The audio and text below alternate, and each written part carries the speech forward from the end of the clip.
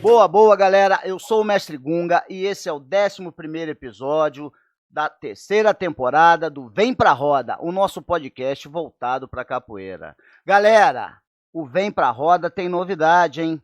VPR é a nossa camiseta. VPR e Vem Pra Roda não é uma marca, é um movimento. Galera, qualidade, Reserva Inc. Vai lá, compre a sua e vem fazer parte desse movimento. Hoje é sexta-feira, dia de roda de capoeira, e você não sabe onde tem? Vai lá, baixa o aplicativo Rodas e Eventos, fique sabendo onde tem a roda mais perto da sua casa. E On Capoeira é o aplicativo de músicas e rodas e eventos também de capoeira. Vai lá, baixa o seu aplicativo e venha fazer parte e conhecer todo esse movimento da capoeira. Fala pessoal, eu sou Yuna Procópio, é um prazer estar aqui novamente. E hoje nós vamos pra longe, hein? Vamos para Campina Grande, Paraíba, e o meu convidado é o Mestre Pequeno. Ele vem desenvolvendo um trabalho, pessoal, maravilhoso com a capoeira. E vocês vão ficar sabendo de tudo isso daí. Mestre Pequeno, seja bem-vindo, mestre. Bom dia, salve galera, salve capoeira, uma alegria e uma honra estar aqui com vocês aí. E vamos tentar contribuir da melhor maneira possível aí nesse dia massa, vai ser, com certeza. Legal. Mestre, vem pra roda. Quem é Mestre Pequeno? Eu me chamo Rosenberg Alves Pequeno, não é? O meu apelido, na verdade, é meu sobrenome. Eu sou de Campina Grande, na Paraíba.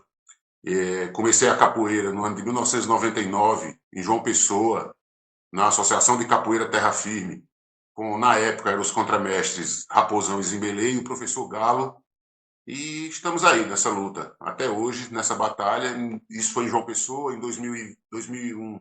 No dia 11 de setembro, né, o dia que derrubaram as Torres Gêmeas em João Pessoa, em Nova York, eu voltei para Campina Grande e começamos um trabalho aqui e estamos aí nessa luta já há 24 anos. Mestre, o que te motivou a começar na capoeira? Na verdade, assim, eu morava em João Pessoa, como eu disse, eu tinha uma lanchonete, e essa lanchonete tinha um sistema de delivery, tinha vários entregadores, e nesse dia estava um movimento muito grande, e faltando entregador, e eu tive que ir fazer uma das entregas. E aí, esse era no bairro dos Bancários, em João Pessoa, e essa entrega era no bairro do Castelo Branco, na área universitária, da Universidade Federal da Paraíba. E quando eu fui fazer essa entrega, eu passei em frente a uma academia de musculação, a Magnum Academia, nosso amigo Magno, seu pai, sua mãe, pessoal muito querido. E achei muito bonitinha a academia, eu estava bem acima do peso, estava com 108 quilos, estava sedentário, e eu fui conhecer a academia. E quando eu fui conhecer a academia, estava tendo uma aula de capoeira do contramestre Zimbelê. Eu já tinha, como eu morava nos Bancários, tinha uma roda muito, muito tradicional aqui, que era uma roda que chamava Atacadão, era uma loja, Atacadão de Mangabeira, no bairro de Mangabeira. E essa roda era pancadaria pesada. E era na sexta-feira, e eu não era capoeirista, mas eu gostava de assistir a roda, porque eu gostava de ver o bicho pegar, porque pegava de verdade, né?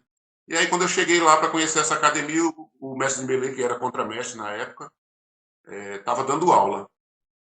E aí ele me chamou para fazer a primeira aula lá na hora, e aí já me conquistou, porque eu quando era criança, eu nunca aprendi a fazer um AU, né? Que é a estrelinha que a gente chamava, eu nunca sabia. E na minha primeira aula de capoeira, o mestre Zimbelê me ensinou a fazer o AU. E eu saí de lá, aquele AU baixinho ainda, mas eu entendi a mecânica do movimento. E, assim, me apaixonei completamente pela capoeira, ao ponto de... Isso foi em 1999, final de 98, começo de 99.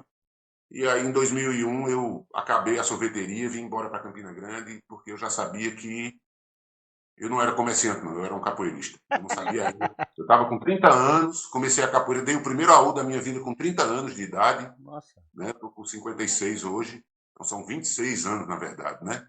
E eu acho que de 2001 em diante eu fui treinar direto com o meu mestre Raposão e estamos juntos aí nessa luta aí há mais de 20 anos. Apesar de eu não estar mais no Terra Firme, ele permaneceu. Eu me desliguei do Terra Firme ano passado para seguir o meu trabalho, criar meu grupo, Irajá Capoeira. Mas ele continua sendo meu mestre, continuamos em contato direto. E como eu disse para o meu querido mestre Hulk, né, nunca terei outros mestres. Meus mestres são eles. Não tem não tenho o que fazer, a minha linhagem é a mesma, né, de sempre. Mestre Raposão, mestre Huck, mestre Portes, mestre Valdir Salles, mestre Paulo Gomes, Arthur Emílio, e toda essa nossa linhagem aí que você já deve conhecer. É basicamente isso, um apaixonado pela capoeira, que teve a vida transformada pela capoeira e depois pela educação, de trabalhar dentro da educação, transformou também a minha vida, da minha família e de várias pessoas.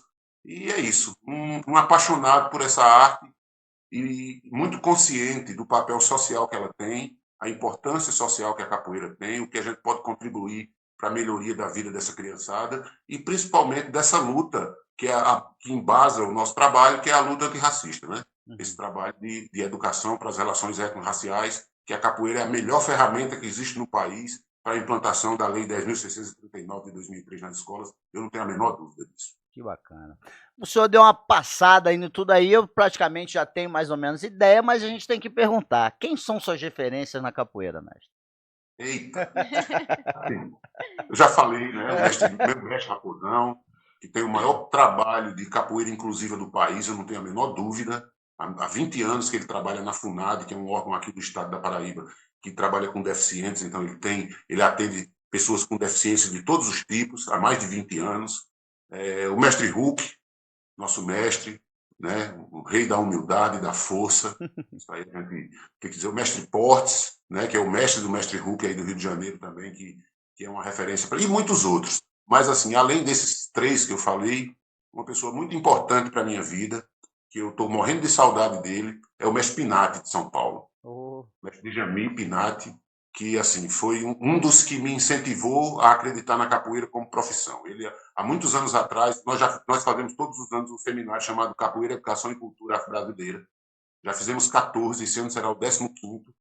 E num deles, acho que o primeiro e segundo, 2 anos seguidos ele veio aqui, e a gente conversando, eu tenho o patrocínio, graças a Deus, do Instituto Alpargatas, que é a fábrica das sandálias havaianas, que é aqui na minha cidade, aqui em Campina Grande. Então, se vocês gostam, eu tenho certeza que vocês usam havaianas também, todo mundo usa, né? Todo mundo usa. Saiu daqui de Campina e, conversando com o mestre Pinati, ele disse assim: Bega, eu trabalhei na Alpargatas, só que um dia eu escolhi a capoeira. Cheguei para o meu chefe e disse: me demite que eu te dou 50% da minha rescisão. Opa! E eu achei aquilo tão lindo, sabe? Ele escolheu, ele decidiu. Eu disse: eu tenho que fazer isso também. Aí tinha um amigo morcego, mestre morcego, hoje ele é mestre também, meu amigo, meu parceiro, que trabalhava na fábrica da Alpargatas e ele pediu demissão para se dedicar só à capoeira. Meu mestre Raposão trabalhava numa indústria em João Pessoa, na toalha, e ele também pediu demissão para se dedicar à capoeira. Eu disse: não, agora sou eu. Epa! Né? Então Contagiou todo mundo? E salvou, e assim, a capoeira salvou a minha vida. Eu era representante comercial nessa época. Eu vivia doente com a pressão arterial lá em cima. 2 semanas de dor de cabeça direta, assim, dormindo e acordando com a cabeça doendo pela pressão e tal. E um dia eu estava no shopping, tinha terminado uma reunião muito dura com meus chefes da empresa, e eu estava me preparando para ir dar aula à noite, porque eu já fazia os projetos sociais à noite. E eu estava com a dor de cabeça muito forte, tomando um sorvete no corredor do shopping. E aí, de cabeça, eu até brinquei com ele essa semana. A gente fez um evento em João Pessoa, o 19º Seminário de Educação do Instituto Alpargatas, um evento no Teatro Pedra do Reino para 2.300 pessoas, 2.300 professores de várias cidades que se reúnem nesse seminário. E aí eu estava de cabeça baixa e eu vi um par de sapatos sociais azul de meio camurça, um azul mais ou menos da cor do fone dela aí. E aí isso me chamou a atenção. Eu levantei a cabeça assim, quando eu levantei a cabeça era o Dr. Berivaldo Araújo, que é o diretor do Instituto Alpargatas. Aí ele disse assim: meu irmão, você está meio sofrido, né? Eu disse: estou, cara, eu estou há 2 semanas com a pressão alta, saí dali agora de uma reunião com a empresa, não aguento mais esse trabalho. Aí ele disse assim: pequeno, nós somos parceiros há quantos anos? Isso foi em 2012. A gente já era parceiro desde 2007. Aí eu disse: desde 2007, né? Então, 5 anos por aí que a gente é parceiro. Ele disse: você confia na parceria? Eu disse: claro. Ele disse: então vá lá e peça demissão ao seu chefe. E o que a gente puder lhe ajudar, a gente vai lhe ajudar. E aí eu fiz isso. Ai, Levantei, fui lá na mesa da Praça da Alimentação e disse, olha, é o seguinte, eu tenho um cara para ficar no meu lugar. Se você quiser, eu treino ele por 2 semanas. Se você quiser botar outro, eu paro o meu aqui hoje. E assim foi feito. Contrataram o Magno, que era o cara que eu queria que ficasse no meu lugar, treinei ele por 2 semanas e fui me dedicar ao meu amor, né? O meu amor, que é a capoeira, que salvou a minha vida, porque do jeito que eu estava naqueles picos de hipertensão que duravam 2 semanas, 3 semanas, seguramente eu já tinha tido um AVC ou um infarto e já tinha ido embora, e a capoeira me salvou várias vezes, e essa foi uma das primeiras vezes que ela me salvou de verdade, salvou a minha vida. Então é isso, é basicamente isso aí. que bacana. Sensacional. Mestre, o senhor é o coordenador do projeto Capoeira nas Escolas, certo? Como começou esse projeto maravilhoso? Na verdade, a gente começou, como eu disse, eu sou de Campina Grande, mas eu passei 8 anos morando em João Pessoa. Até hoje eu digo assim para os meus alunos, eu fui para João Pessoa para aprender a capoeira, não fui fazer nada do que eu fiz lá antes. Montar negócio, funcionários e tal, e tal. E não era, na verdade, a intenção era que eu conhecesse a capoeira. Então, eu voltei para Campina Grande em 2001, como eu disse, no dia 11 de setembro, e comecei a me entrosar com o pessoal da capoeira da cidade. E, assim, 2001, comecinho dos anos 2000, final da década de 90, como eu disse para vocês, a capoeira da Paraíba era uma capoeira muito dura mesmo. Assim, era capoeira luta de verdade. Ninguém ia para a roda brincar, ninguém ia para a roda. O bicho pegava. Era autoafirmação, né? A galera usava caneleira de futebol, usava caneleira de futebol e protetor bucal na roda. Né? Então, assim, era uma capoeira muito dura. E quando a capoeira é dessa forma, tinha muita inimizade também. Uhum. Então, assim, todo mundo, a maioria da galera daqui da cidade não se falava. Quando se encontrava na roda, o bicho pegava. Para vocês terem uma noção, a gente fundou nossa associação, que é a UCPB, União dos Capoeiros do Planalto da Borborema, no jardim da Casa de Cultura, embaixo de uma mangueira. Porque a gente não tinha moral, vou ser bem direto e objetivo, para conseguir uma sala para fazer uma reunião. Porque as pessoas tinham medo de ceder a sala e a gente quebrar tudo lá. Porque a possibilidade de terminar em briga era muito grande e muitas vezes aconteceu isso nas reuniões. Né? De terminar com aquele separa, vamos embora, esfriar a cabeça, semana que vem a gente volta e começa de novo. E aí, assim, sempre com um apoio muito importante do meu amigo, Mestre Morcego, da Escola Afronagô, que é meu parceiro de trabalho até hoje e é um cara, assim, um guerreiro também da capoeira. A gente foi conversando com a galera, fomos de academia em academia, de roda em roda, conversar com a turma. E aí, assim, a ideia era primeiro fazer um aulão capoeira, capoeira na serra, na verdade, que era para juntar os mestres dos grupos, né?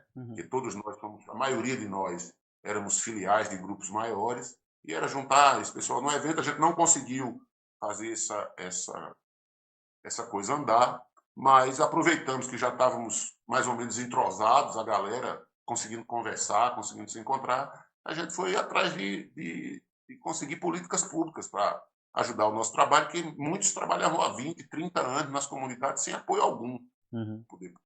Né? E muitas vezes, para você ter uma noção, o meu trabalho mais antigo é numa comunidade chamada Jardim Continental, aqui, né? uma comunidade de alto risco social, onde hoje até que já tem. Hoje tem uma quadrilha e numa igreja católica tem um pessoal do Karatê fazendo uma atividade lá. Mas até ano passado, 2 anos atrás, não tinha nada, só a gente. Só nós lá na luta. Então, a ideia era essa, era buscar políticas públicas para melhorar a nossa qualidade de vida, da galera que trabalhava com a capoeira. E aí a gente se organizou, a gente começou a estudar, a gente descobriu que existia uma lei de 2003, que a gente começou a se reunir em 2005, fundamos a associação em 2006 e implantamos o projeto em 2007. Então a gente começou a se organizar, a gente entendeu que precisava estar institucionalizado, então a gente criou um CNPJ, e aí eu quero registrar aqui a importância do professor Flávio Romero Guimarães, que é um ex-reitor da Universidade Estadual da Paraíba, que na época era o secretário de Educação do município. O cara que abriu as portas da educação para uma turma de semi-analfabetos, a verdade é essa, porque na época a escolaridade maior que a gente tinha na equipe, que permaneceu quando a gente abriu o projeto, era nível médio, porque tinha 2 educadores físicos que saíram pelo caminho, enquanto a gente não tinha, enquanto a gente estava na luta, eles se afastaram, acharam outros caminhos melhores e tal, e ficou a galera. Então, assim, o professor Flávio Romero não só abriu as portas da Secretaria de Educação e das escolas, que na época eram 120 escolas, para a gente, como pagou o registro da nossa associação do próprio bolso, me lembro demais, assim, era R$ 300, e a gente foi conversar com ele no gabinete, e a gente falou, a gente não tem. E ele abriu a carteira e tirou os R$ 300 da carteira e me entregou e disse, faça. Precisa do que mais? Aí a gente precisa de um advogado para assinar o nosso estatuto. Ele ligou para o filho dele, que hoje é desembargador aqui na Paraíba, e disse, olha, o pequeno está indo lhe procurar, faça o que ele precisar aí. Caramba. E aí eu cheguei lá, o cara, e até é interessante isso, porque quando eu cheguei, que ele abriu a porta do apartamento, ele estava com o rosto todo quebrado, os dentes quebrados, ponto no rosto, no nariz, na testa, hematomas. Eu cheguei e me assustei. Eu disse, o que aconteceu? O que foi isso, né? E ele me recebeu, mesmo desse jeito, me atendeu, e aí ele disse que estava tendo, aqui tem uma casa de show chamada Espásio, e estava tendo um show do Chiclete com Banana na época. Pronto, e ele disse que estava no show curtindo e acordou no hospital. Nossa. Meu Deus. Aí tem eram umas cadeiras de ferro dobráveis, eu acho que vocês devem conhecer, dessas de bar, que tinha da Brahma, da Antártica e tal. Pronto. Alguém jogou uma cadeira no meio da galera e aquela cadeira pegou no rosto dele, né? Poxa. No meio do show. Ele disse que não viu nada, não sabe nada, só levou a pancada, quebrou o rosto. Então, assim, foi uma ajuda muito grande do professor Flávio, abrir essas portas para a gente nos ajudar, nos orientar em muitos momentos. E aí... Deixar aqui um muito obrigado ao professor Flávio. E assim, eu sei que outros secretários de educação que passaram vão dizer, mas rapaz, você só falou nele. Mas assim, ele foi muito importante. Cada um teve a sua importância, né? O professor Flávio Romero, o professor Valber Santiago também foi no final do mandato do prefeito veneziano, também nos ajudou muito, né? Professora Verônica Bezerra, professora Yolanda Barbosa, né? E agora, nos últimos 6 anos, Raimundo Asfora Neto, que é um cara que transformou também o nosso trabalho. Ele chegou, ele nos abraçou, acreditou no nosso trabalho. Inclusive, nós temos hoje 16 escolas integrais na rede. A capoeira é uma das ferramentas importantíssimas da educação integral do município. A gente está em 100% da rede. É um trabalho que vem transformando, na verdade, transformando a nossa vida, a vida das crianças e de toda a comunidade escolar. Funcionários, professores, porque a gente consegue conversar com essa galera, com essa criançada de uma maneira que eles entendem o recado, começam a entender que tem que respeitar a hierarquia. Sim. Isso é importante, e tem que se valorizar. E essa luta antirracista importantíssima também, porque foi isso que embasou todo o nosso trabalho, e embasa até hoje, é a Lei 10.639 de 2003, né, que alterou a LDB, você sabe, e obrigou a inclusão de conteúdos de história da África e cultura afro-brasileira, e depois, em 2008, a 11.645, que entrou também, alterou para incluir também a questão da luta indígena, né? E é isso, a gente consegue, através da capoeira, com simplicidade, transformar a educação e melhorar a qualidade de vida e o futuro dessa criançada. Tá, e agora fala pra gente, como é que foi o desenvolvimento desse trabalho com capoeirista de vários estilos, vários segmentos? Como é que foi para unir todo mundo nesse processo? Não foi muito fácil, não, né? Como disse, muitas vezes nas nossas reuniões terminaram em briga, né? E aí a gente conseguiu implantar o projeto, para você ter uma noção, quando nós começamos em 2007, nós começamos em 40 escolas. Só que nem todo mundo estava preparado para isso. Primeiro que tinha uma questão muito séria de relacionamento dentro da associação, então existia uma coisa assim, ninguém ensina meus alunos. Os alunos são bons, isso era a fala de todos. Nós somos bons, vocês não prestam. Todo mundo tinha esse pensamento. Então, assim, a gente não tinha uma relação de parceria como nós temos hoje. Era uma coisa muito dura. E foi tão duro que tantos não se adaptaram que a gente começou em 2007 com 40 escolas e em 2008 a gente caiu para 20. Uma disputa de ego, né? Exatamente. E assim, muitas coisas aconteceram, né? Camarada que chegava alcoolizado na escola para dar aula, né? Capoeirista que achava que aluno tem que apanhar, então agredia as crianças.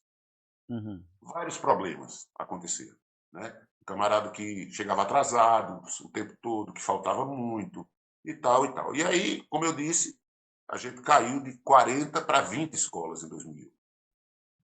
Vários saíram da associação, esses que saíram do projeto não ficaram, e também não acreditavam, achavam, muitos diziam assim, eu estou aí só por estar, mas aí não vai dar certo, isso vai ser só agora, eu vou só ganhar essa grana, e enquanto dá, e quando acabar, acabou. E aí nós passamos, quando eu digo nós, somos as lideranças que ficaram na época.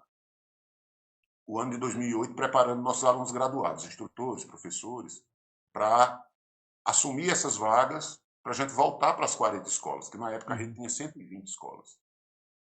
Então, em 2008, a gente caiu para 20, em 2009, nós voltamos para 40, em 2010, a gente chegou a 80, e em 2013, nós universalizamos 100% da rede, 120 escolas do campo e da cidade sendo atendidas pelo projeto. E aí, as relações dentro da galera que faz parte da associação se transformaram. Hoje, nós temos até essa brincadeira, que a gente diz que cada grupo, cada pessoa que trabalha nesse projeto tem 2 grupos de capoeira, que é uma coisa que nunca existiu. E tem 2. Então, cada um de nós tem 2 grupos de capoeira. Temos o nosso grupo, onde nós fazemos o nosso trabalho, essas coisas, e nós temos o grupo do Projeto Capoeira nas Escolas, que é uma equipe hoje, graças a Deus, coesa. Como eu disse a vocês, são 11 grupos, 12 grupos que fazem parte do projeto, 29, inclusive ontem, o pessoal nem sabe ainda, mas uma reunião com o secretário de Educação eu consegui abrir mais uma vaga para a gente dar uma ajustada nas coisas. Então, são 30 famílias que dependem desse trabalho e, como eu disse, a relação é outra. Nós passamos 10 anos sem fazer roda na associação. Era uma associação de capoeiristas que não fazia roda de capoeira, porque o risco de acontecer algum problema e destruir tudo era muito grande. Então, a gente não fazia. Até porque também essa turma também não foi educada, né? Eles não tiveram educação também. Então, isso daí é importante a gente falar, né? Pois é. Mas aí, assim, a gente foi evoluindo e já há alguns anos, eu acho que desde 2019, 18 para 19, a gente fez a primeira roda da associação. Olha só, fundamos em 2006.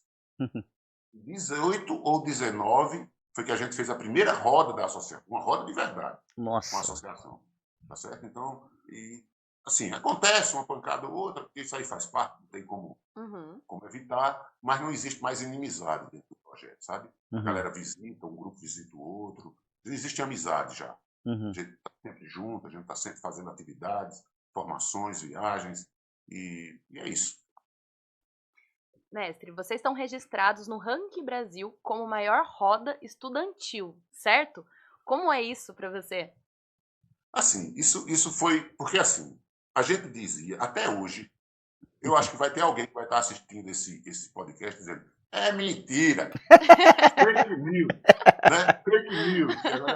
Né? Como é que na Paraíba, no interior da Paraíba, vai ter um projeto de capoeira que atende a 14 mil crianças por ano, numa cidade que tem 400 mil habitantes. Vocês já fizeram ideia desse número? Em 19 anos atendendo, imagine aí, 19 anos atendendo a 10 mil por ano, numa cidade de 400 mil. Imagine o percentual da população de Campina Grande que já passou pelo projeto Capoeira da Escola. É uma coisa inacreditável, sabe? A gente, no mês de novembro, né, que é o mês que dão moral a gente, né? Sim. O mês que a gente... Eu até fiz uma poesia, depois eu vou... Eu nem musiquei ela ainda, mas eu vou dizer para vocês que fala dessa questão do mês de novembro. Aí... Ai, perdi o fio da minha... Do ranking. Aí a galera não acreditava. Então, assim, qual era a maneira que a gente tinha de provar oficialmente para esse povo que a gente está falando a verdade? A gente estava fazendo uns aulões já, a gente já tinha juntado 3 mil crianças num aulão, 3.200 em outro. Vamos fazer o seguinte, vamos chamar alguém que possa oficialmente dizer, olha, eu fiz uma roda com 3 mil crianças.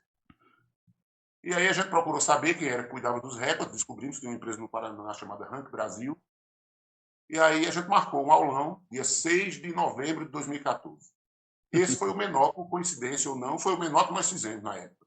Porque nos anos anteriores a gente tinha passado de 3 mil. Como era um recorde que ia ser estabelecido, não tinha um número. A gente juntou a criançada no Parque do Povo, que é uma área aqui em Campinas onde acontece o maior São João do mundo. A gente cercou o Parque do Povo. Os ônibus, alugamos 60 ônibus para juntar essa criançada, das 120 escolas na época. E aí estava o cara do Ranking Brasil com aquela maquininha lá, os meninos entrando no Parque do Povo e eles contam um por um. E aí a gente conseguiu estabelecer o recorde de maior roda de capoeira estudantil. A gente botou estudantil, mas eu gosto de tirar uma ondinha, tá vendo? Eu acho que dá para ver aí. Eu gosto de tirar uma onda. Como é o único recorde de roda de capoeira que tem no ranking, aqui na placa está dizendo maior roda de capoeira estudantil, mas eu digo que é o recorde de maior roda de capoeira do Brasil, porque não tem outro. Então é o nosso. Justo. Não tenho o que dizer. Aí, ano passado, fazia 10 anos, porque quando nós resolvemos, enquanto associação, porque é muito importante deixar isso claro, eu não trabalho só. Eu não faço nada só, nunca fiz nada só. Nós estamos nessa luta com parcerias. E somos parceiros, trabalhamos juntos. Todas as decisões são tomadas de forma coletiva. Quando a gente não junta toda a equipe, a gente junta as lideranças, os mestres, contramestres, que são as lideranças dos grupos, para decidir as coisas. Muitas vezes não é pessoalmente, presencial, a gente faz isso de maneira online, né? Como a gente está aqui, mas tudo é decidido de forma coletiva. Que bacana. Que bacana. Agora fala pra gente como que a capoeira pode estar auxiliando as crianças nesse projeto. Sim, aí eu nem era para ter concluído. Ah, tá. Então tá, então vai. O pensamento foge. Não, vai. É o seguinte, a gente fez esse recorde pensando assim, vamos provocar a capoeira. Vamos provocar a galera de Salvador, vamos provocar o pessoal de Recife, do Rio de Janeiro, de São Paulo, de Curitiba, do Paraná, para que eles batam esse recorde semana que vem, para que vire uma coisa saudável para a capoeira. Porque quantos mil capoeiristas tem em Salvador? Sim. Quantos mil capoeiristas tem no Rio de Janeiro? Então era fácil para a galera bater esse recorde. Muito fácil. Então era muito tranquilo para a coisa acontecer desse jeito. Só que se passaram 10 anos e nada. Ninguém fez nada. Aí, como eram 10 anos, a gente disse, vamos fazer de novo. Nós mesmos bater o recorde. Eu queria, e nós, enquanto associação, a gente queria que o recorde fosse no mesmo dia, 6 de novembro, comemorando os 10 anos. E quando a gente foi procurar a secretaria que cuida da reserva do Parque do Povo, já tinha um evento para lá, nessa data. Então a gente mudou. Ao invés de a gente bater o recorde de maior roda, como eu já tinha pego no final do ano anterior os relatórios das gestoras das escolas, e a gente já atendia a mais de 12 mil crianças, não, vamos criar um novo recorde, que é o de maior projeto de capoeira nas escolas do país. E aí preparamos a documentação toda, e no dia 6 de novembro do ano passado, exatamente 10 anos depois, nós estabelecemos o segundo recorde, né, que é esse aqui, de maior projeto de capoeira nas escolas do país, atendendo a quase 14 mil crianças, né, 29 professores, de 12 grupos de capoeira, 19 anos consecutivos, passando pela pandemia. No ano mais peso da pandemia, nós fizemos aulas pela TV aberta aqui. A Secretaria da Educação abriu um canal de TV aberta para fazer aula para as crianças, TV Escola, e nós gravamos 30 aulas de capoeira durante todo o ano. Durante todo o processo do projeto, a aula da capoeira também foi um grande destaque. Inclusive, recebemos uma das moções de aplauso que nós já recebemos da Câmara dos Vereadores, foi por esse trabalho desenvolvido durante a pandemia, né? Porque isso também é uma coisa muito bacana. Eu queria mostrar aqui a vocês também, isso aqui é a medalha Félix Araújo. Ela é a maior honraria da Câmara dos Vereadores aqui para entidades. E nós recebemos ela pelo trabalho realizado nas escolas. Aí várias moções de aplauso pelo trabalho que a gente realiza com crianças deficientes na rede. E assim, a gente vem fazendo essa loucura que, na verdade, é uma loucura de transformação de vidas. Que bacana. E como a capoeira pode auxiliar e ajudar no desenvolvimento das crianças nas salas de aula, nos estudos? Sim. O primeiro ponto de destaque que a gente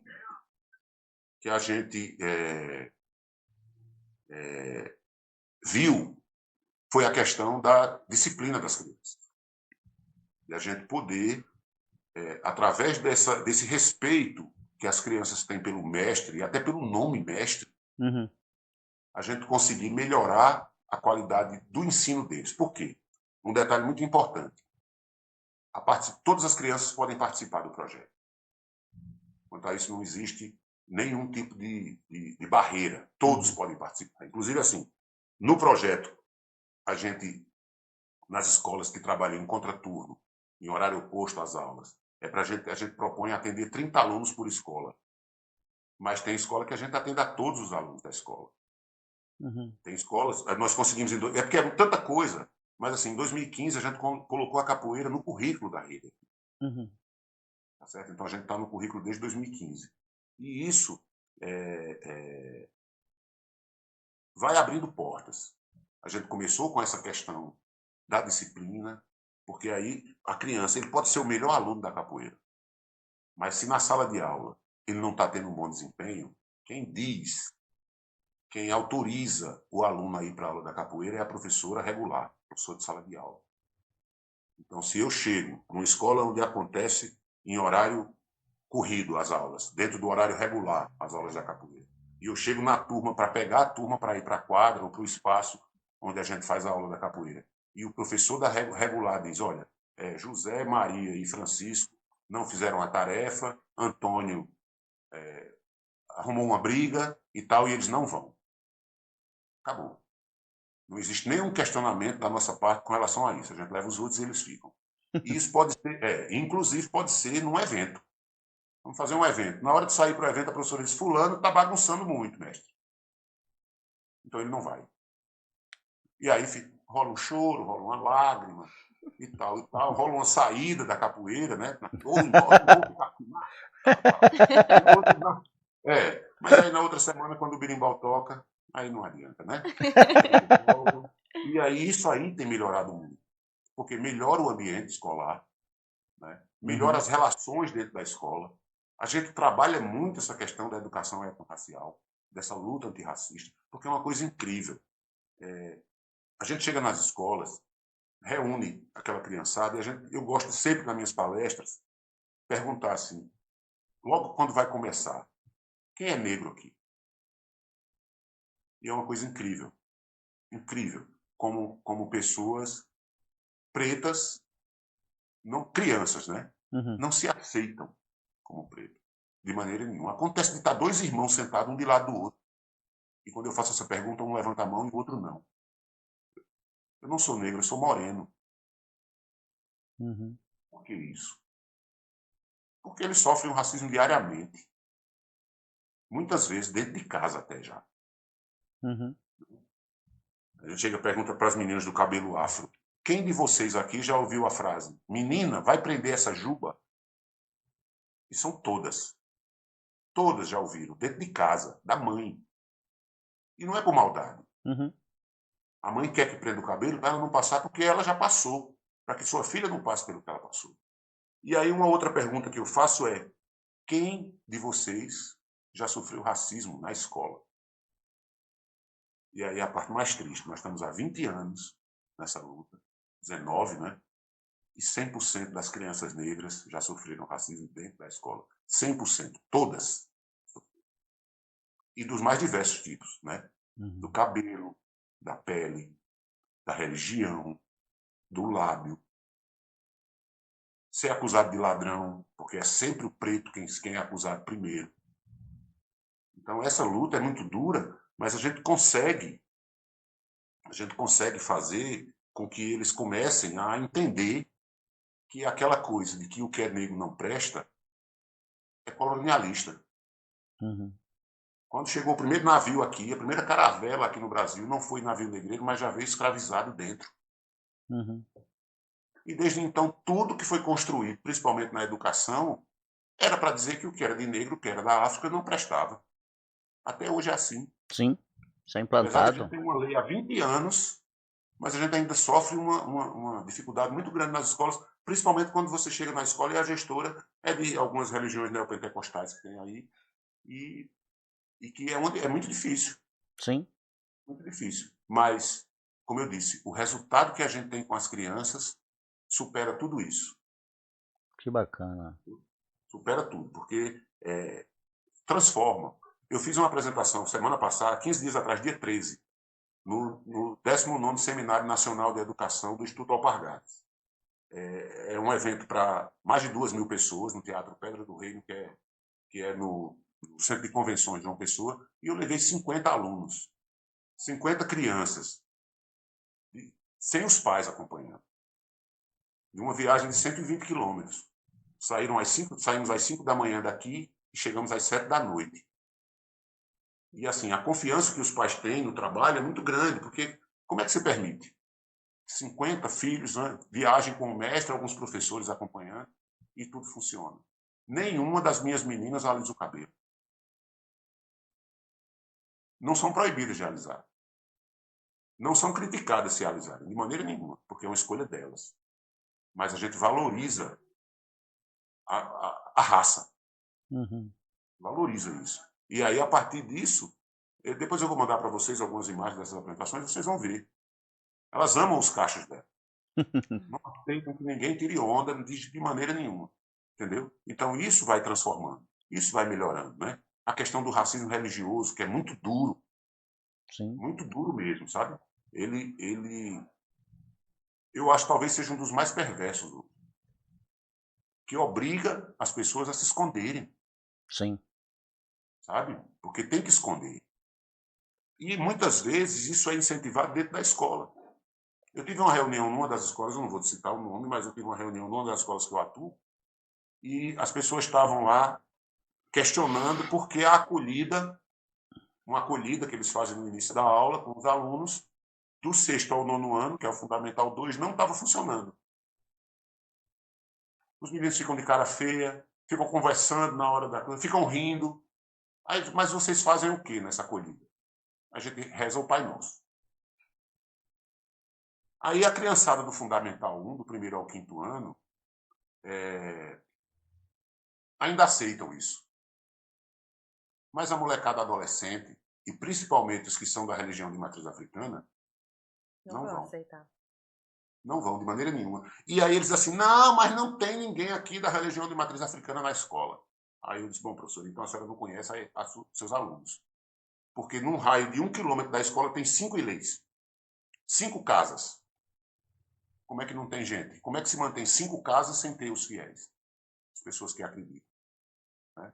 E aí, quando a gente vai olhar na ficha dos alunos de matrícula, tem lá a pergunta religião, qual é? E aí, muitos, a grande maioria, optou pela a opção sem religião. Não tem. Aí, quando você vai olhar quem é, aí você entende porque está escrito lá, não tem. Na verdade, tem. Mas não tem coragem, porque já teve um momento, isso há muitos anos atrás, um aluno, o nome dele é Lucas, hoje ele é pai de santo, e Lucas assumiu, quando era criança, que era da religião de matriz africana nessa própria escola. E o que ele sofreu lá não foi brincadeira. Ele não podia dar uma bala a um colega, porque diziam que ia estar enfeitiçado e ia matar a mãe se o cara chupasse aquela bala. Ele não podia dar um copo d'água a ninguém, porque iam dizer que estava enfeitiçado aquela água, que ia acontecer uma coisa horrível com a família dele. E o que esse garoto sofreu não é brincadeira. Não é brincadeira, é uma coisa absurda. E a gente trabalhou muito na época para melhorar isso. Né? Teve um certo resultado, mas assim, ainda é muito difícil, porque essas religiões, principalmente essas neopentecostais, elas pregam preconceito. Elas dizem que tudo que é da religião de matriz africana é coisa do diabo, quando não existe nem diabo na religião de matriz africana. Falta de conhecimento, né? Pois é, mas não querem conhecer, né?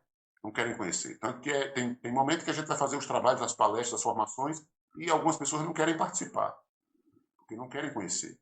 Né? Pregam que devem ensinar a religião na escola, mas só a deles. Exatamente. E aí não é assim que funciona. E é isso, a gente consegue contribuir com a melhoria da educação e com a qualidade de vida dessa criançada, com toda certeza. Eles começarem a sentir orgulho de serem negros. Mestre, qual que o senhor considera a maior dificuldade desde a criação à implantação desse projeto, e qual a maior conquista, de fato, que vocês conseguem mensurar? Assim, a dificuldade é o preconceito. Uhum. Inclusive, a gente conseguiu aqui, com o resultado do trabalho, a gente aprovou algumas leis municipais. Por exemplo, em 2018, a gente conseguiu criar a Semana Municipal da Capoeira, usando o 6 de novembro, que era a data que a gente estabeleceu o recorde de maior roda de capoeira, como base, e criamos a Semana Municipal da Capoeira. Que era o que foi, na verdade, assim, nós tínhamos um vereador muito querido, que era um ativista cultural, Lula Cabral. Ele teve um câncer, estava muito doente já, ele era vereador ativo na época, a gente o procurou e levamos algumas propostas de lei. Dentre elas, a nossa maior luta, que é até hoje, que é uma luta meio de Don Quixote com os moinhos de vento, que é pela efetivação da equipe. Porque nós somos prestadores de serviço, o nosso contrato é com tempo determinado. Apesar de que, quando o prefeito Bruno, que é o atual prefeito, e o secretário Asfora assumiram, eles assumiram um compromisso com a gente e honraram de que essa coisa de a gente trabalhar só 8 meses por ano ia acabar. Porque o que é que acontecia? O contrato da gente sempre terminava dia 31 de dezembro. Janeiro era férias, fevereiro a gente começava a negociação com a Secretaria da Educação. Às vezes a gente começava em março, às vezes a gente começava em abril. Começando em março, primeiro salário só saía em abril, primeiro salário do ano. Começando em abril, o primeiro salário só saía em maio. Então era uma dificuldade muito grande. A gente já sabia como era, então a gente segurava a onda. Tá, nesses meses a gente se segurar de alguma maneira, mas era muito difícil. E aí, quando o Bruno e a Ascora assumiram, eles disseram: olha, a gente vai acabar com isso. A partir desse ano, vocês vão ficar de janeiro a janeiro. Nós vamos fazer umas atividades no mês de janeiro para justificar o salário de vocês, tipo uma colônia de férias, um reforço escolar para essa criançada, e mantém vocês aí. Então, desde que eles assumiram, que a gente está de janeiro a janeiro. A gente não teve mais esse problema de ficar 2, 3 meses sem salário. Mas o que a gente quer e que a gente trabalha desde o princípio, e que não é fácil, é efetivação, através de concurso público, que é a única maneira. Mas aí batem vários problemas. Por exemplo, vou fazer um concurso público, mas que função eu vou botar lá? Profissão. Qual é a profissão? Professor de capoeira? Não existe. Não existe a profissão. Mestre de capoeira? Não existe. Instrutor de capoeira? Não existe. Não existe a profissão. Isso aí já é o primeiro problema, que tem que ser resolvido por nós, capoeiristas. Sim. Sabe? Porque, assim, eu já ouvi vários argumentos de vários mestres, como eu já fiz vários seminários aqui, grandes mestres já tiveram aqui na nossa cidade. E a gente conversa muito sobre essas coisas. Né? E eu vi alguns argumentos de alguns mestres que são contra essa regulamentação da profissão, de dizer assim: eu vou ter que pagar imposto. E eu não quero pagar imposto. Para mim está muito bom do jeito que está. Todo final de semana eu viajo, todo fim de semana eu recebo a grana, boto no meu bolso, está tudo certo. Então não quer mexer. Então é muito difícil. Como é que a gente vai mexer com os grandes, se nós somos os pequenos? Não tem como. Então tem toda essa dificuldade. Então o que é que a gente fez? Já que a gente não está conseguindo de cima para baixo, Vamos de baixo. Vamos começar de baixo para cima. Sim. Então a gente, quando levamos essa proposta para Lula Cabral, eram várias propostas. Dentre elas, a realização do concurso público, a efetivação da equipe, várias outras coisas. E também a Semana Municipal da Capoeira. Só que no meio do processo, Lula faleceu. E aí a gente disse: bom, Lula morreu, ele era quem tinha interesse, ninguém vai mais querer fazer nada, né? Passou o tempo, um dia eu estava em casa e mexendo na internet, chegou uma notificação do YouTube, da Câmara dos Vereadores, dizendo que ia ter uma sessão hoje, e dentre elas ia ser aprovado todos os projetos de Lula Cabral. Os vereadores fizeram um acordo e todos os projetos de Lula Cabral seriam aprovados naquele dia. Aí eu corri para lá, liguei para alguns colegas que foram também. Só que quando a gente chegou lá, que eu consegui ter acesso ao projeto de lei, eles tiraram tudo e deixaram apenas a Semana Municipal da Capoeira. Todas as outras propostas que eram mais importantes para nós foram retiradas do texto, e a gente até brinca que eles quiseram dar um cala-boca na gente, né? Não, vamos dar um cala-boca, vamos fazer isso aqui a Semana Municipal da Capoeira. Só que aí, na verdade, eles nos deram foi a oportunidade de abrir a boca, porque é uma semana inteira dedicada à capoeira. Né? Então a gente, a luta, mudamos a data do seminário para o final, estamos fazendo um circuito de rodas. Esse ano passado, no sábado, os 12 grupos, cada grupo fez uma roda no centro da cidade, então todo mundo que passava no centro da cidade, onde passava nas praças, nos calçadões, tinha roda de capoeira, assim, chamou muita atenção. E aí em 2022, eu acho que foi 2022, nós voltamos para a Câmara dos Vereadores com mais uma proposta de reconhecimento do caráter formativo e educacional da capoeira. A gente usou como base um texto que está correndo nacional também, que é o reconhecimento do caráter educacional e formativo da capoeira e autorização para que o poder público faça parcerias com associações, federações ou entidades de capoeira para a implantação de capoeira na escola. E aí nós conseguimos aprovar aqui no município. A Câmara aprovou por unanimidade, levamos para o prefeito sancionou. Então, desde 2022, essa conversa inclusive, eu disse isso na última reunião que eu tive com os gestores. Perguntar para a minha equipe qual é a sua formação, não espere outra resposta. Independente de muitos que são da equipe hoje já terem curso superior, muitos estarem cursando, estudando, mas a nossa formação é de capoeirista. E nós temos uma lei municipal que diz isso. A capoeira tem o seu próprio sistema de formação dentro da tradição. E essa formação é suficiente para realizar o trabalho nas escolas, independente de formação acadêmica. Que bacana. Entendeu? Então, isso é uma coisa muito importante para nós e que o nosso sonho é que chegue um momento que a capoeira entenda o potencial que ela tem dentro da educação e essa transformação. Porque transforma também os nossos grupos. Sim. Porque essa criançada se apaixona por a gente, treina na escola, mas vem para o nosso projeto social também. Sim. Nos acompanha. Nós temos hoje professor no projeto que começou quando era criança como aluno da rede. Que legal. Entendeu? Então, isso também é uma coisa importante nas comunidades. Porque a criança olha, a gente chega para ele, os que têm talento, a gente chega para ele e diz, olha, estuda. Tu é bom de capoeira. Tu pode estar ali, ó, no lugar que ele está hoje, amanhã. Agora você precisa estudar. Você precisa fazer o seu. Aí você tem que ser um exemplo, do jeito que ele é. E começa então, a ter referências, né, mestre? Com certeza. Começa a ter referências. Eles começam a entender que eles podem ser a referência amanhã. Sim. Mas para isso eles têm que ter uma... E assim, são comunidades de alto risco social. Sim. Você vai para a porta de algumas escolas, a quantidade de pai e mãe que chegam com tornozeleira eletrônica não é brincadeira. Então, assim, é uma cultura, em alguns ambientes, algumas comunidades, uma cultura do crime. E que a gente vai contrapor isso não é fácil. Né? Sim. Só que a gente não vai de forma agressiva, a gente não vai bater.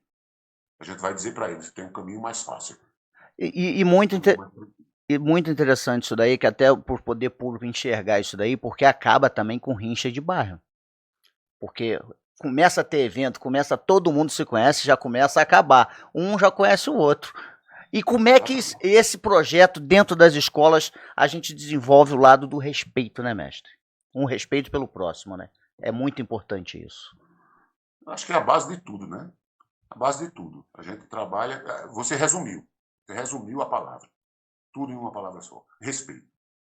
Tanto do nosso lado, para a comunidade, das crianças com a comunidade escolar e também da comunidade escolar conosco. Tá? Tudo é uma questão, se resume nisso que você falou, respeito. Que bacana. Mestre, e agora a gente volta para as nossas perguntas. O que é ser um mestre na sua visão? Eita. Eu não aprendi isso ainda, não. Eu ainda estou tentando aprender, tanto que, assim, na verdade, eu fui formado, né, pelo mestre Raposo e mestre Hulk em 2013. Então, são 12 anos, né? 12 anos. E eu não aprendi ainda, não. Eu ainda estou na luta. Assim, tô tentando. Eu acho que a gente pode resumir assim, em ser uma referência dos alunos. Agora, é uma referência que tem que ir muito além da prática da capoeira. Sabe? Eu acho que o cara tem que ter uma família, para que ele entenda as relações dentro da família. Né? Ele tem que ter paciência, firmeza, porque é muito difícil também você Esses dias aí tem um amigo meu, o mestre Monseiro, que teve um problema porque assim, tem aluno querendo que tudo fosse decidido dentro do grupo de forma democrática, com voto. E é muito difícil isso. Uhum. Isso é uma das nossas funções. A gente tem que administrar. A gente tem que decidir o que tem que ser feito. Né? E isso aí é difícil. Porque eu acho que a parte mais difícil hoje do trabalho é manter a turma unida. Uhum. Eu acho que talvez seja isso. Eu acho que a função maior de um mestre de capoeira é manter o seu grupo unido. É a parte mais difícil. Porque a gente sabe a vaidade que tem dentro da capoeira. Né? Então, cada um que se acha o bom, cada um que acha que tem o direito mais do que o outro, cada um que acha que tem menos obrigação do que o outro, porque também tem muito isso, né? Uhum. Eu tenho muito direito e nenhuma obrigação. E aí esse controle de egos, esse equilíbrio dos egos, eu acho que é o trabalho mais complicado, mas também a responsabilidade social. Uhum. Sabe? Eu acho que não dá. Isso é o meu entendimento. Eu não estou criticando, é o meu entendimento. A minha capoeira não pode, de maneira alguma, ser desassociada da vontade de melhorar a qualidade de vida dessa criançada. Eu não tenho dedos nas mãos para contar mais quantos alunos meus que passaram por mim estão mortos hoje, porque foram para o crime. Não tenho dedos para contar. Inclusive, o último, eu fiz uma música que é muito triste, que chama A Morte Ronda a Favela. E a morte ronda a favela diariamente. Ela está lá. Ela não vai lá na favela. Ela mora na favela, esperando a qualquer momento o vacilo dessa criançada para eles levarem. E essa é a parte mais difícil. Quando a gente recebe a notícia que fulano, que deixou de ser seu aluno quando era criança, mas a gente conhece. E assim, eu também, apesar dessa dor, eu tenho muitas alegrias. Eu tenho 2 contramestres, e um deles foi meu primeiro aluno lá da favela do Jardim Continental, que se formou na universidade. Que bacana. Ele treina comigo desde o dia 5 de março de 2003, que é o contramestre Tiago. O contramestre Julian também começou com ele no mesmo dia, não seguiu carreira acadêmica, mas além de trabalhar no projeto Capoeira nas escolas com a gente, é um serralheiro, saudador, de mão cheia, pai de família, pai de 2 filhos, casado, que cuida da família. Então, assim, eu tenho esse outro lado, tenho vários alunos da Ciara, minha instrutora, que está comigo também desde março de 2003, um instrutor, vários que são referências e que me ajudam nisso, porque não sou só eu. Sabe? Quando as crianças olham, olha, tem esse, que são referências de ser humano. Bons de capoeira, cantadores, jogadores, tocadores, bons professores, escrevem músicas e tal. Mas ser um ser humano com empatia, que isso é o principal, que sente a dor do outro, que se preocupa com o outro, eu acho que é o foco principal. Isso aí eu estou falando com relação ao meu trabalho. Sim. E agora, na visão do senhor, qual é a postura que um mestre deve ter em uma roda de capoeira? Eita, é muito difícil, né? Porque, assim, a gente sabe que a galera quer se testar sempre, principalmente o pessoal mais novo. Então, a gente chega numa roda, geralmente vem um instrutor, vem um professor que vem jogar com você e vem um pouco mais empolgado. Então, assim, a gente tem alguns passos que eu acho que devem se fazer quando se chega numa roda de capoeira. Por exemplo, eu não acho que um capoeirista deve chegar numa roda e chegar e ir para o pé do berimbau jogar. Eu não acho que deva ser assim. Até por uma questão da sua própria segurança. Você tem que olhar o que está acontecendo. Você tem que ver o ambiente.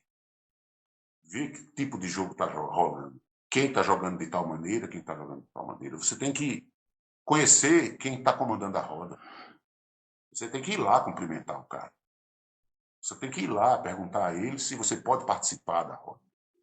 Independente dele ser um monitor ou um instrutor e você ser mestre. Sim. Mas a roda ele é quem está comandando, então ele merece respeito.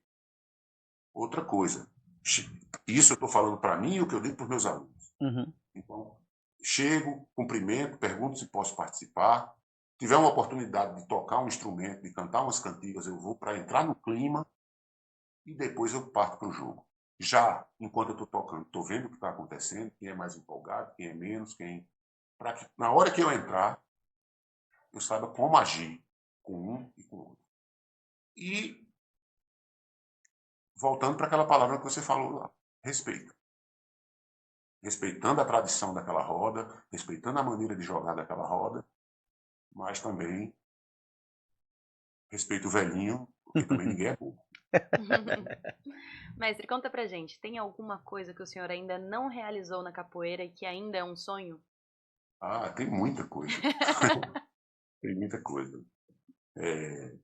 O reconhecimento da profissão da capoeira, porque é a minha profissão. Eu não tenho outra. Eu não sei fazer outra coisa. E eu tenho vários colegas que estão na mesma situação. E aí a nossa profissão oficialmente não existe. Então isso é uma das coisas que a gente quer fazer. Uma outra coisa que eu queria muito é que a gente conseguisse aprovar uma lei federal de capoeira na escola. Que a gente conseguisse colocar a capoeira em todas as escolas públicas do Brasil. Porque aí ia ser uma transformação gigante e a gente ia conseguir diminuir esse déficit educacional do povo preto, sabe? Do jeito que a gente diminuiu a evasão escolar aqui, do jeito que nós melhoramos os números do IDEB aqui, eu tenho certeza que isso pode acontecer em todos os estados do Brasil, porque a capoeira está em todos os estados. Agora tem um detalhe importante também. O nosso trabalho ele tem como fundamentação a oralidade. Como eu disse para vocês, no começo a gente começou, mas assim, quando a gente começou, a ideia era melhorar a nossa qualidade de vida. A ideia era essa. E ela não pode deixar de existir. Apesar das pessoas não acreditarem. Né? Eu fui retirado, no começo dos anos 90, de academia, de ginástica, de musculação, de dar aula de capoeira, pelo CREF, da Paraíba. Porque eu não era graduado em educação física. E depois eu descobri que a questão não era essa. Eu não precisava ser graduado em educação física para ter uma carteira do CREF.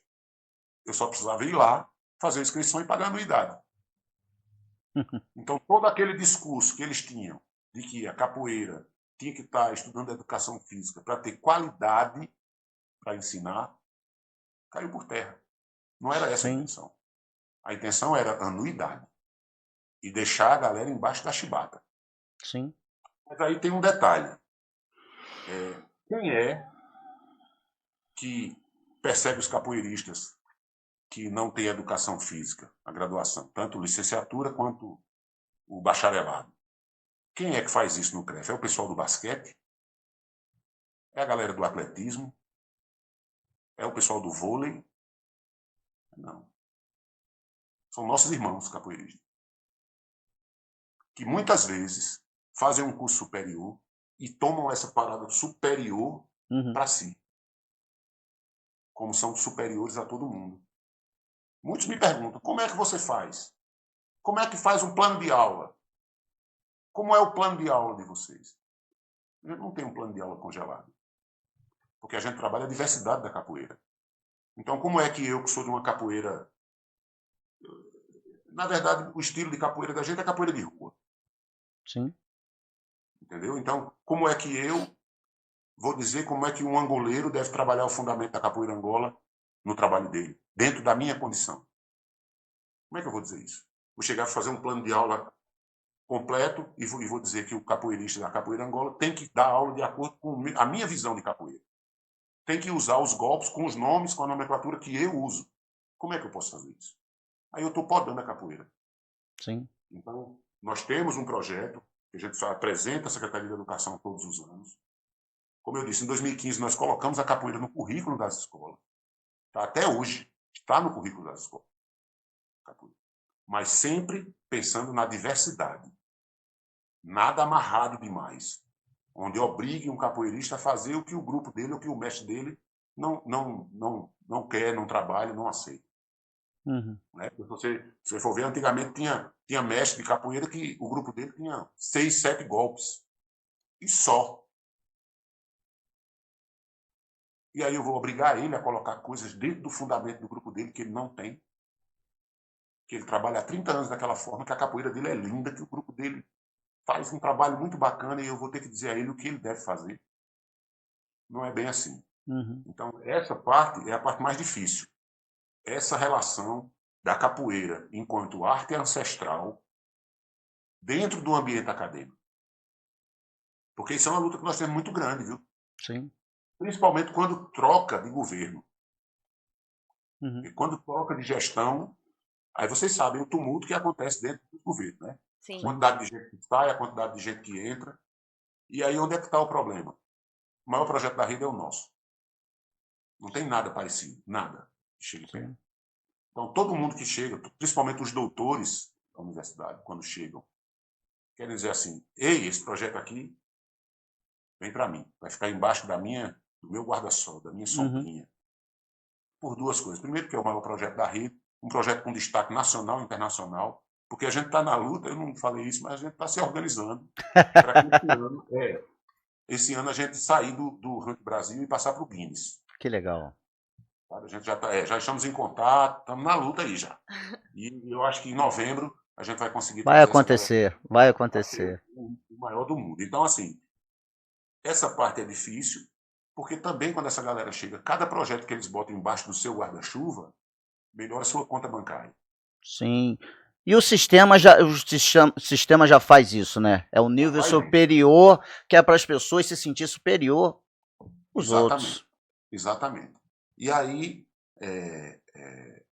essa luta é muito difícil, porque o projeto Capoeira nas escolas não é da Secretaria da Educação. O projeto Capoeira nas escolas é nosso, enquanto associação. União dos Capoeiras do Planalto da Borborema. É nosso, fomos nós que criamos, fomos nós que implantamos, fomos nós que choramos, lágrima de sangue, como diz, para manter ele vivo. E aí, mas assim, como já são 19 anos, as pessoas já respeitam um pouco. Uhum. Então, nós somos uma coordenação independente dentro da Secretaria da Educação. Então, a gente não é ligado à coordenação da Educação Física, somos parceiros deles. Nós não somos ligados à coordenação de educação para as relações étnico-raciais, nós somos parceiros deles.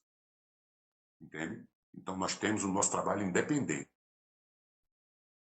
É muito difícil fazer isso, porque é aquela história, são os semi-analfabetos lutando contra os doutores. Sim. Só que tem um detalhe que a galera não entende. De luta a gente manja. Com certeza. Mestre, então fala uma coisa pra gente. Qual foi sua maior realização e sua maior dificuldade dentro da capoeira? Eita. Dificuldade é assim, eu comecei a capoeira velho já, com 30 anos, como eu falei para vocês. Hoje eu tenho 94 quilos, eu tinha 108.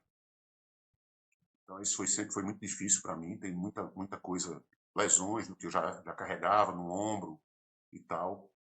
Tive algumas lesões já na capoeira, eu rompi o meu bíceps em 2013, no ano que eu fui formado, mestre. Em 2019 eu rompi o tendão de Aquiles, uma roda. E vou ser bem sincero, eu acho que a parte que tem sido mais difícil tem sido de 2019 para cá. Porque eu rompi o tendão, tive que fazer cirurgia em 2019. Aí em 2020 começou a pandemia, já foi muito difícil. No comecinho, uma colega muito importante para o nosso trabalho, a mestra Cris, que foi fundadora da nossa associação também, foi assassinada dando aula no comecinho da pandemia. Depois, tive vários problemas de saúde, vários, infecções, internações. Cheguei perto de partir algumas vezes. Em 2023, minha mãe teve um câncer barra pesada que a levou.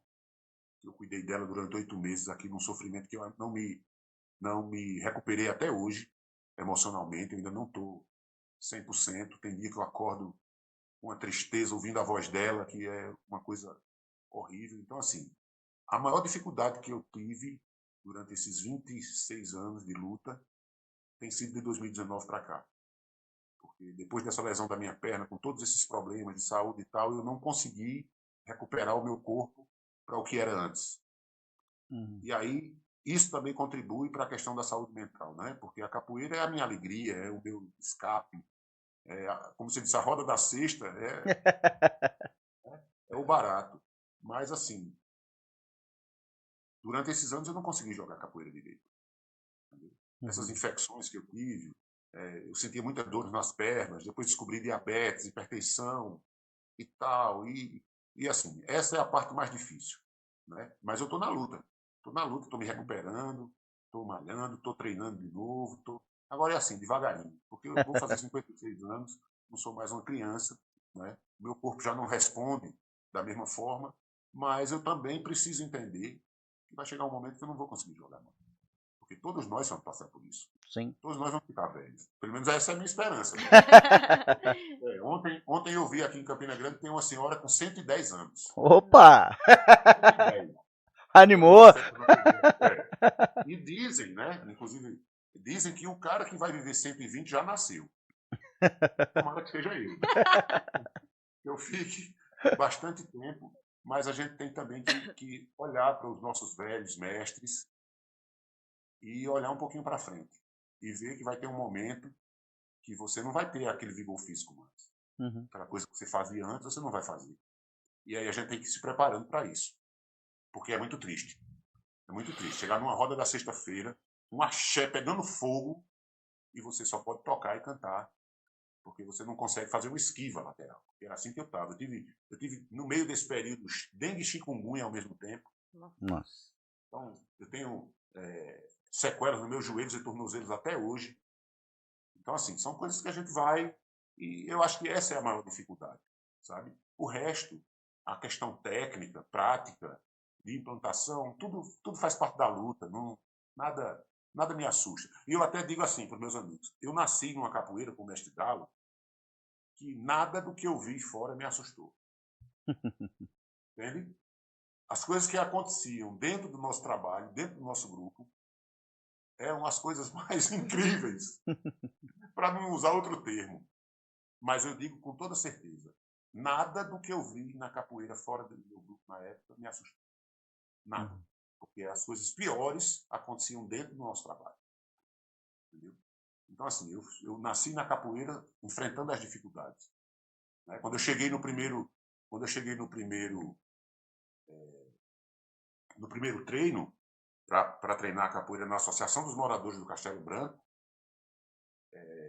todo mundo dizia, esse velho veio fazer o que aqui? Os treinos lá eram na terça e na quinta. A galera dizia, ele não vai vir quinta-feira, não. Quinta-feira ele não vem mais, não.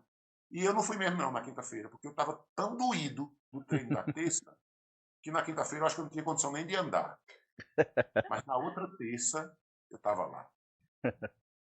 Aí na quinta eu não aguentei. Na terceira semana, eu estava lá na terça e na quinta eu já treinei.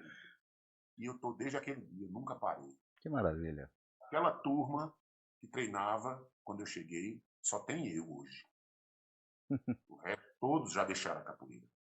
Então, assim, eu sou realizado. Sou realizado. Ainda não entendi muito bem essa coisa de semestre.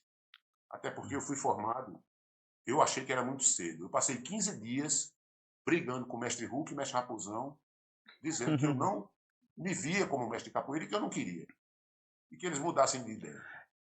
2 semanas a gente ficou nessa briga. Até que o mestre Hulk se aborreceu um pouco. E eu lembro ele dizer assim, Bega, é o seguinte, eu estou lhe dando a honra de ser formado mestre na festa, onde eu vou receber meu cordel branco e o seu mestre vai receber o cordel branco e amarelo. Estou lhe dando essa honra. Aí eu estou lhe dizendo, agora eu vou lhe fazer a pergunta que os buguedos da Ponta Negra em Natal fazem, quando você vai passear de bug pelas dunas. Você quer com emoção ou sem emoção? E, mestre, isso é muito importante, até essa fala do senhor aí, que todos os mestres têm que ser muito respeitados justamente por isso. Porque, geralmente, todos que se formam mestre, ele é o único que permaneceu desde o começo da sua turma até chegar mestre. Pois é. Aí ele disse assim, olha, você quer com emoção ou sem emoção? Se você quer com emoção, você vai vir para cá. Dia 7 de setembro, foi no 7 de setembro de 2013. Você vai vir para cá e a gente vai fazer uma festa linda. Se você quer sem emoção, tranquilo, não venha não. Mas na próxima roda que a gente se encontrar, eu vou lhe formar mestre e eu quero ver se você não vai aceitar. Por livre e espontânea pressão. Foi. Na verdade foi. E aí eu fui para lá, né, na época eu fiz uma palestra até, estavam vários mestres presentes, foi em Nova Iguaçu, no Sesc de Nova Iguaçu. E aí é isso. Desde então, apareceu um tal de mestre pequeno, que vem enfrentando muitas dificuldades. Assim, dizer assim, a galera da capoeira da sua cidade lhe aceitava como mestre, nem eu aceitava. Né? Nem eu aceitava. Então não tinha que... E é a transformação, né, mestre? Pois é, mas aí foi o que foi que eu fiz? Qual foi o meu pensamento? A partir de hoje, eu preciso, isso é muito bacana desse esquema de cordel da gente. Eu não sei se o senhor usa corda, ou cordel, ou cordão, porque são vários, mas são vários, o nosso cordel, quando a gente chega a mestre, a gente recebe o branco e verde. Nosso primeiro cordel é verde, quando é criança, quando é iniciante, o primeiro é verde. E o primeiro de mestre é branco e verde. Então é mais ou menos uma coisa assim, é como se os mestres estivessem dizendo, olha, você é mestre, mas aqui você é verde. Está iniciando, é uma começando. construção, é uma construção. Exatamente. Aqui você está começando. Então, desde aquele dia, o pensamento foi, eu preciso aprender a ser mestre. É uma construção. E aí eu estou nessa luta, aprendendo a cada dia, né? Não só com a prática natural da capoeira, da oralidade, viajando, conhecendo e tal, mas também buscando a parte da literatura da capoeira, que é importante também. Nós temos muita literatura da capoeira que a maioria de nós não conhece, não aproveita. Né? Porque capoeirista não gosta de ler, né? Vamos ser bem, Sim. Vamos ser bem direto. Né? A gente não está acostumado a ler. Nossa, é cultural. É um outro caminho. É cultural, isso é cultural. Pois é. Então, assim, é difícil, mas a gente vai conseguindo. Né? Sim. E tem um detalhe. Quem busca, evolui. Quem não busca, não tem a evolução que deveria ter. Então, aí já fica né? Bem desequilibrado. Porque a gente hoje, se a gente está trabalhando na educação, eu digo isso para meus parceiros, meus colegas da minha equipe, todo dia. Toda formação, toda hora que a gente se encontra. Tem que ler e escrever. Tem que aprender a ler e escrever. É o básico. Nós somos adultos. A gente está trabalhando com criança de 7 anos que sabe. 8 anos que sabe ler e escrever. Aí você escreve um negócio, vai escrever alguma coisa do quadro lá na lousa, você escreve errado. As crianças mesmo vão ver e vão dizer, ei, professor, está errado. Vamos chamar atenção. Entendeu? Então, e sem falar na luta política. Sim. Porque toda essa batalha que a gente tem política, ela não pode ser só com palavras, não pode ser só com oralidade. Você tem que colocar no papel. Sim. Documentar. E essa é uma parte que, assim, eu já estou há 19 anos na coordenação desse projeto, desde o começo, desde o início. E eu preciso que a minha equipe, que a minha galera, meus amigos, comecem a entender que eu não vou aguentar ficar muito tempo, não. Estou ficando velho, eu não gosto muito de trabalhar. Entendeu? E eu trabalho pra caramba, eu dou aula de manhã, de tarde e de noite, todo dia. E, inclusive, tem gente que diz assim, como é que o cara faz para viver de capoeira? É fácil, dê aula de capoeira de manhã, de tarde e de noite, todo dia. Aí vai viver. Agora, porque tem muita gente que acha que vai viver de capoeira dando uma aula na terça e outra na quinta. Sim. Aí fica difícil.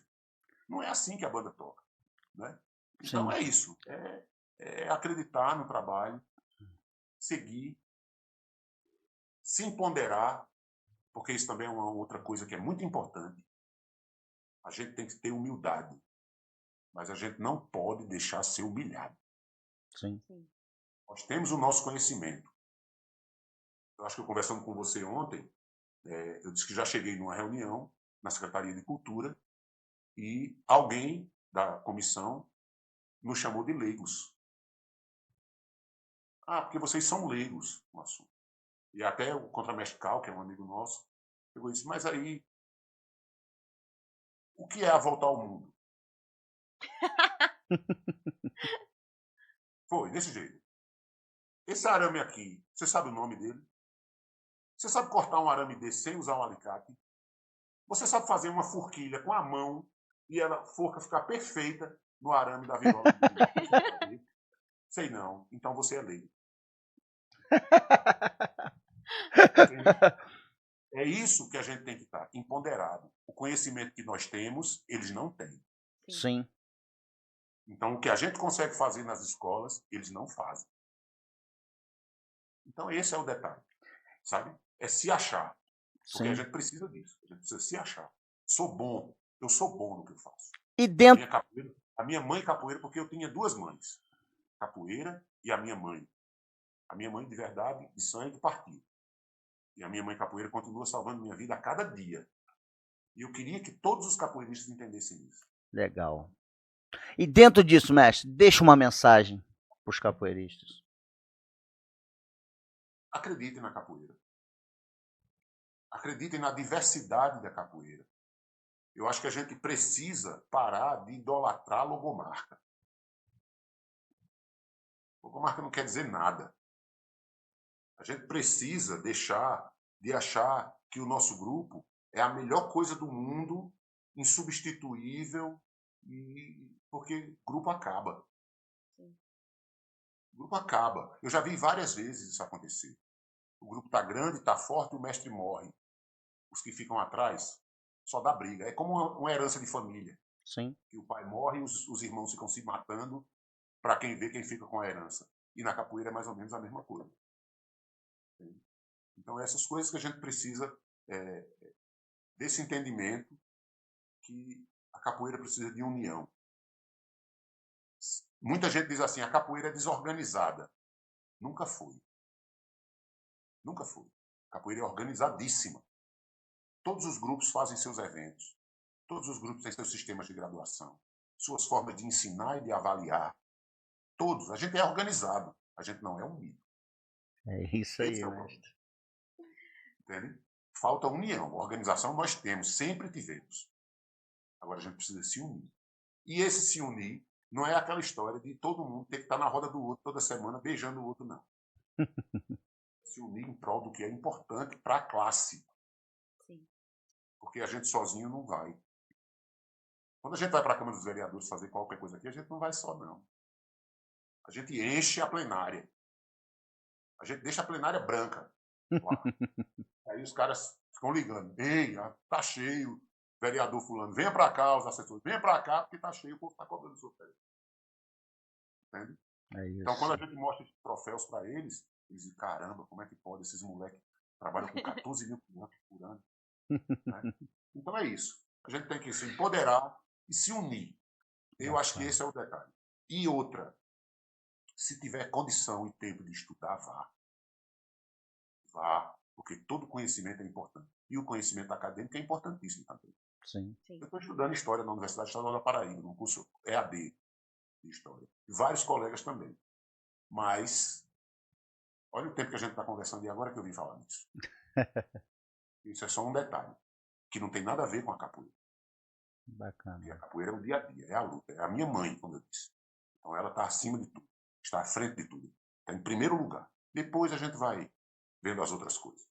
Mestre, muito obrigado. Que Deus lhe dê muita saúde para continuar esse trabalho maravilhoso que o senhor vem desenvolvendo aí.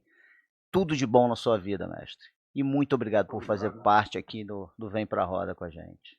Mestre, foi um Eu prazer. queria só, Pode falar. eu queria só, antes da gente encerrar,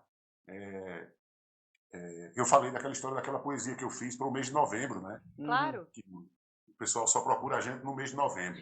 E isso foi quando eu fiz essa música, foi uma gestora, uma diretora de uma escola particular que a minha filha estudava. E ela me mandou uma mensagem querendo que eu fosse fazer uma apresentação na escola. Uma escola que tudo que você faz é pago. Você paga uma mensalidade caríssima, mas se a sua filha quiser fazer ginástica, tem que pagar por fora.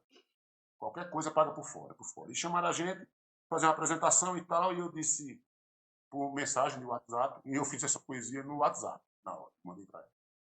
Porque quando eu disse, mas e aí, qual é a condição? Não tem nada não, assim, a gente não pode fazer nada não, é só para não passar em branco. Ainda usou mais essa frase. Que era só para não passar em branco, deixando muito claro que não importa para eles a cultura. Entendeu? Não importa para eles a lei, nada. É porque eles precisam, no final do ano, mostrar ao Conselho Municipal de Educação que fizeram alguma coisa para obedecer à lei 10.639. Olha, tem a roda de capoeira lá. Foi uma vez só, no mês de novembro. E eles não quiseram gastar R$1 com isso. Aí eu respondi com esse texto. Que diz assim, o nome Todo mês de novembro é igual. Todo mês de novembro é igual. Logo cedo, o telefone toca. A caixa de mensagens pipoca de convite para se apresentar. Mas a quem estão querendo enganar? Depois de um ano inteiro calado, omisso, escondido, sentado, alisando o anel de doutor. Pois escute bem, meu senhor, ou senhora, se for por acaso. Capoeira, para mim, é missão, para fazer existir igualdade, orgulho, liberdade. Ela é feita com o coração. Se é para ser, tem que ser por inteiro. Na escola, o ano inteiro. Tem que ser verdadeiro. Na escola, o ano inteiro. E contar a história real. Nessa luta, sou velho peregrino. Não me trate como um menino. Todo mês de novembro é igual. Nossa, parabéns, mestre. Isso é um retrato que todos nós capoeiristas passamos por isso. Então eu queria agradecer a vocês, galera, por essa oportunidade de estar aqui falando um pouco por esse trabalho. O nosso Instagram é Capoeira nas Escolas, tudo junto. Então quem quiser conhecer as coisas que a gente faz, tanto no Facebook quanto no Instagram, Capoeira nas Escolas, tudo junto. No YouTube também, a gente tem várias coisas lá. Quem quiser entrar em contato, quem precisar de alguma ajuda para implantar a capoeira nas escolas do seu município, quiser algum apoio da nossa parte, nós estamos às ordens sempre. E vamos começar isso. Que a nossa mãe seja respeitada. E vamos começar esse movimento todos juntos, mestre. Todos juntos. Vamos lá. Mestre, foi um prazer, uma aula de verdade.